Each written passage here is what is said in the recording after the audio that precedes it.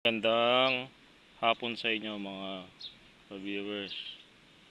Naririto na naman po si Ero Talakay, tulong talakay po sa ating talakay ngayon. Ang payo po may bibigay ko po.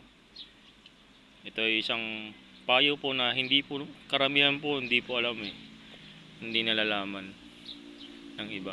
Halos 50-50 po hindi nakakaalam nito.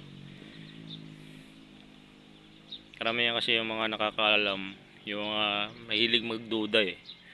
Yung mga ganyan.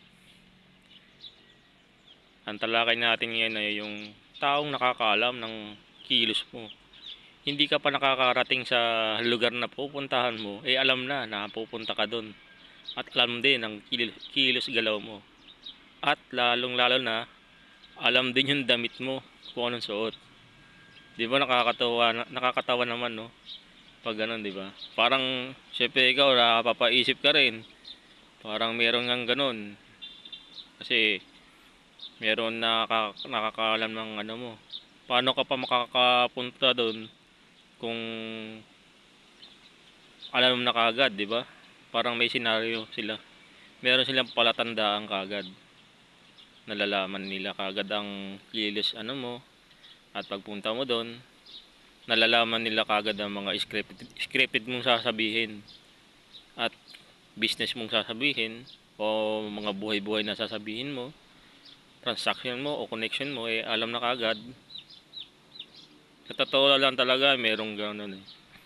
Pero alam mo ba, hindi naman din lahat nangyayari yung mga gano'n. Maaaring maisipan yun nila na meron silang mga palatandaan na sa isip na gano'n, na alam nila nga kung pupunta ka dito.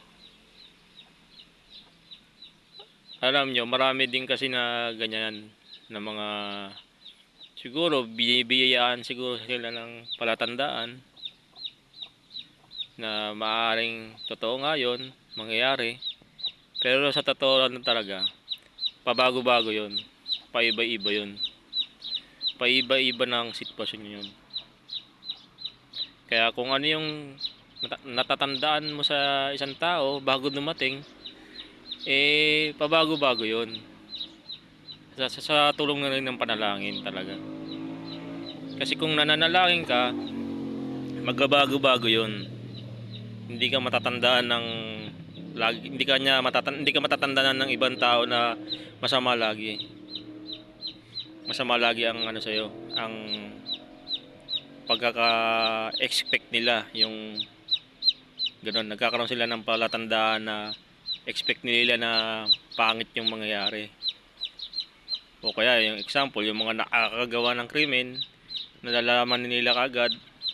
O kaya ano ka, chismosa ka, nalalaman nila na ikaw ay bago ka dumating doon, alam na yung mga suot mong damit, alam na yung sasabihin mo sa kanila.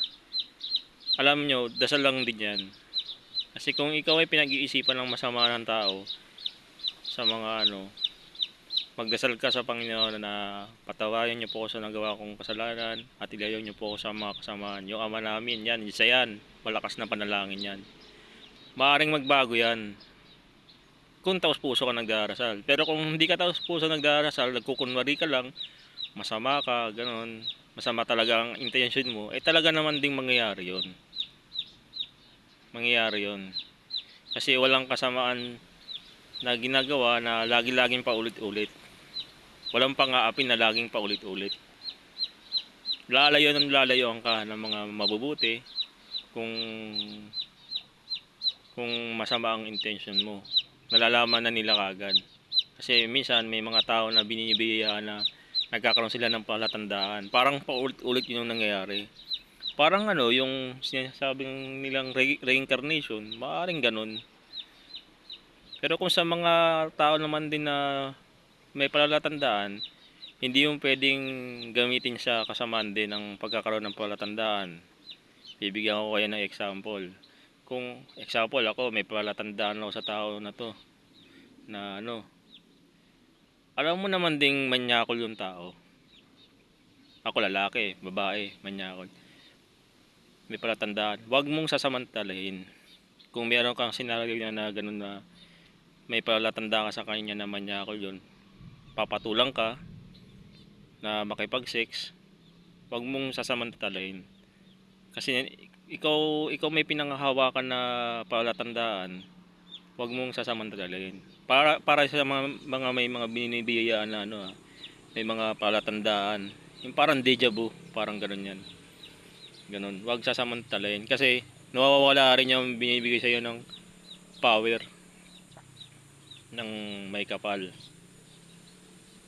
Yun ay ginagamit lang sa pag-iwas, sa pagkabutihan, sa pag-iwas sa mga kasamaan, at sa tulong din ng pagdarasal. Meron talagang ganun tao. Ako, kung tatanungin nyo ko, ay hindi nyo pala ako matatanong kasi di kasi ako naglalagay ng comment sa sa video ko.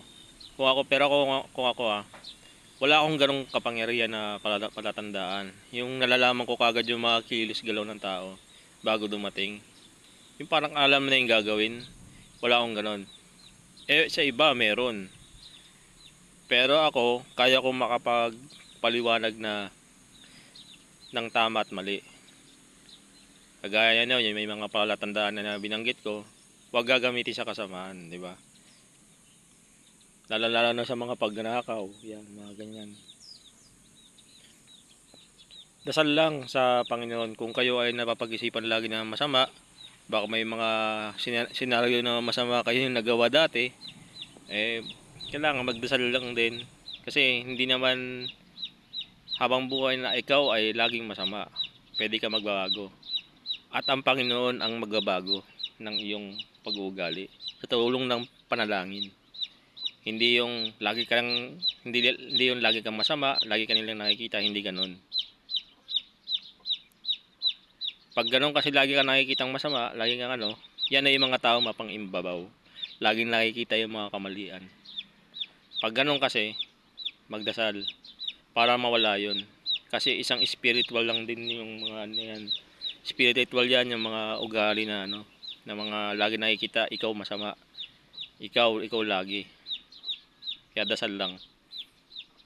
O kaya grupo magdasal. Sociable na magdasal. Yun ay mainam talaga. Hanggang dito na lang po sa inyo mga ka-viewers po. God bless po sa inyong lahat. Sana may natutunan po kayo sa akin. Malalim po yun. Malalim po na yun. Yung mga palatandaan, yung mga deja vu. Meron talagang ganun tao. Meron. Nabibiyayaan sila. Pero hindi rin 100% na nahuhulaan nila kagad yung mga mangyayari. Hindi. Ang Panginoon lang talaga nakakaalam ng lahat sa atin. Sabay-sabay tayo nalalaman. Ganon ang Panginoon. Hindi isa-isa. Hindi yung tukoy-tukoy. Hindi yung tukoy-tukoy lang. Mga ganon.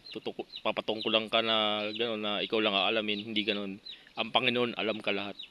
Lahat tayo. Lahat. Sabay-sabay tayong gumagalaw. Transaksyon, mapabuhay, lahat. Away, gulo, demokrasya. Alam ng Panginoon. Hanggang dito na lang. God bless po.